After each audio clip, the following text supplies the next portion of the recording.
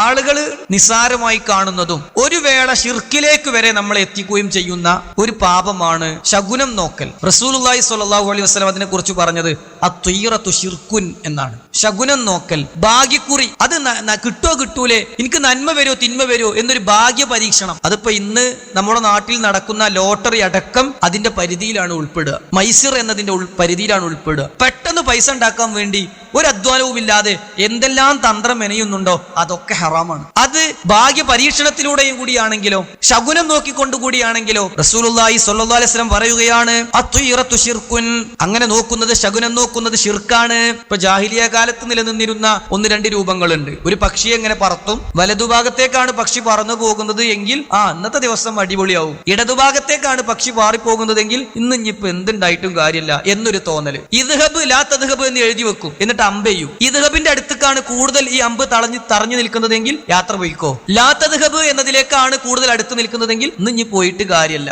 അതിന്റെ തനി പകർപ്പ് ഇന്നുണ്ട്. നേരെ വീട്ടിൽ നിന്ന് ഇറങ്ങിയിട്ട് എന്തെങ്കിലും മറന്നു വെച്ചിട്ടുണ്ടെങ്കിൽ തിരിഞ്ഞുക്കാൻ പോലും പറ്റൂല. തിരിഞ്ഞുന്ന അന്നത്തെ കാര്യം പോയി. തിരിച്ചു വന്നെടുത്താൽ പ്രശ്നമാണ്. വീട്ടിൽ നിന്ന് പോകുന്ന സമയത്തിന് ഒരു കുറ്റിച്ചൂല് ഇങ്ങനെ നാട്ടി വെച്ചിട്ടുണ്ടെങ്കിൽ പ്രശ്നമാണ്. ഇങ്ങനെ എന്തെല്ലാം വിശ്വാസമാണ്. നമ്മുടെ ഭാവി പറയിപ്പിക്കാന് അല്ലാഹു അല്ലാതെ ഭാവി അറിയുമോ? അത്തരത്തിലുള്ള കണക്ക് നോട്ടമുള്ള ജ്യോത്സ്യന്മാരെയും കണക്കന്മാരെയും തങ്ങന്മാരെയും ഒക്കെ സമീപിച്ചുകൊണ്ട് നമ്മുടെ ദീനിനെയാണ് നമ്മൾ പുഴുക്കുത്തേൽപ്പിക്കുന്നത്. ചില ആളുകളൊക്കെ കൈ നീട്ടിക്കൊടുത്ത് കൈരേഖ പരിശോധിച്ചിട്ട് ഈ രേഖ ഇങ്ങനെ വിടുക്കത്തിനുണ്ട്, അതുകൊണ്ട് നിങ്ങൾ അങ്ങനെയാവും ഇങ്ങനെയാകും എന്നൊക്കെ ഇങ്ങനെ വിശദീകരിക്കുക. തത്തമ്മയെ കൊണ്ട് ചീട്ടടിപ്പിച്ചിട്ട് ആ ചീട്ടിലുള്ള നക്ഷത്രവും ആ ചീട്ടിലുള്ള ചിഹ്നങ്ങളൊക്കെ നോക്കിയിട്ട് ഭാവി പറയുക. ഇതൊക്കെ വിശുദ്ധ ഇസ്ലാം വളരെ ഗൗരവമായി പറയുന്ന കാര്യമാണ്. റസൂലുള്ളാഹി സ്വല്ലല്ലാഹു അലൈഹി വസല്ലം പറയുകയാണ് ലൈസ മിന്നാ മൻ തുതയ്യറ വലാ തുതയ്യറ ലഹു വലാ തകഹന വലാ തുഖഹിന ലഹു. ജ്യോത്സ്യ പണി എടുക്കുന്നവനും അത് എടുക്കാൻ ആവശ്യപ്പെടുന്നവനും നമ്മിൽപ്പെട്ടവനല്ല. ശകുനം നോക്കുന്നവനും നോക്കിക്കുന്നവനും നമ്മിൽപ്പെട്ടവനല്ല.